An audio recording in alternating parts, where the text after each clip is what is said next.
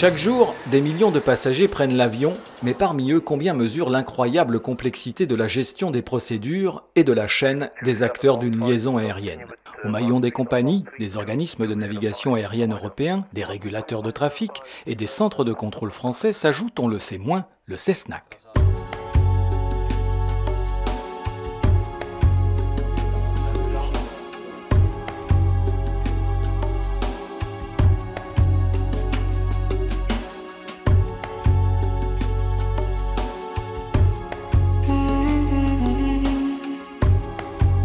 Il est pourtant situé au centre du dispositif et reste le seul présent à toutes les étapes de la vie d'un vol. Le CESNAC est sollicité sans discontinuer, bien avant que les passagers ne montent dans l'appareil et bien après qu'il l'ait quitté. D'abord parce que c'est lui qui fournit l'ensemble des informations nécessaires au contrôle aérien, en prévisionnel et en temps réel. Ensuite, parce qu'il gère les réseaux d'échange de données. Enfin, parce qu'une fois le vol terminé, c'est lui qui collecte les éléments indispensables au calcul des redevances et à l'édition des statistiques.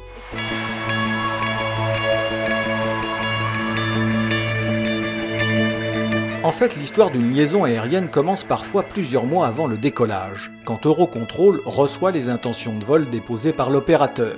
Qu'il s'agisse d'ailleurs d'un décollage, d'un atterrissage ou d'un survol de la France, les données, une fois traitées et validées, sont envoyées ici, au CESNAC, 10 heures avant le départ, via le commutateur de messages RSFTA. Et il faut le savoir, le CESNAC est aussi un centre de tri de messages qui réceptionne puis redistribue dans le monde entier les informations aux clients, et ce à travers les réseaux RSFTA et SIDIN. Son bon fonctionnement est vérifié en permanence et en cas de problème d'acheminement, les contrôleurs multisystèmes déclenchent une procédure de reroutage en attendant la réparation. L'administration du RSFTA national est également l'une des missions du CESNAC. 10 heures avant le décollage donc, les plans préformatés par Eurocontrol sont affinés. Vérifier leur cohérence pour assurer les préparatifs de données de vol, c'est la mission du CESNAC. Grâce au STIP, le système de traitement initial des plans de vol, qui calcule la liste des secteurs de contrôle concernés, intègre les données météo et détermine les heures de passage à la verticale des balises. C'est avec ces informations que seront édités plus tard les strips destinés aux contrôleurs. Et si le STIP détecte une incohérence, c'est le cas pour 5% des demandes, eh bien les équipes de contrôleurs multisystèmes du CESNAC assurent alors un traitement manuel 24 heures sur 24. À l'issue de cette procédure, le plan de vol est identifié par son numéro COTRA et tous les acteurs du contrôle aérien disposent maintenant des informations nécessaires. L'avion va pouvoir décoller.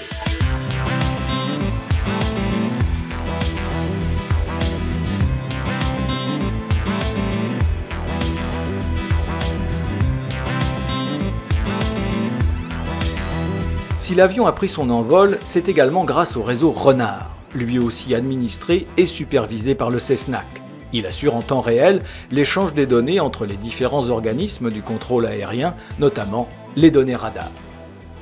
Mais l'histoire d'un vol serait trop simple si elle s'arrêtait là, car une fois en l'air, les choses peuvent changer et un plan de vol n'est jamais gravé dans le marbre. L'espace aérien est vivant et donc changeant, tributaire des aléas du trafic, de la météo, des problèmes techniques, de l'activation des zones militaires et de bien d'autres imprévus qui obligent pilotes et contrôleurs à s'adapter.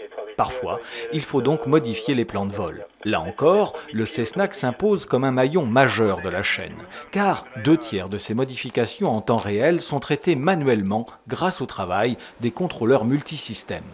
Il part sur l'Afrique, ouais, donc je te le fais sortir par quoi? Je te le fais sortir par Alger ou par Sardie? À eux de vérifier la cohérence des nouvelles données ou bien de trouver le meilleur itinéraire. C'est ce qu'on appelle le traitement des fiches et il doit être réalisé en moins de 3 minutes.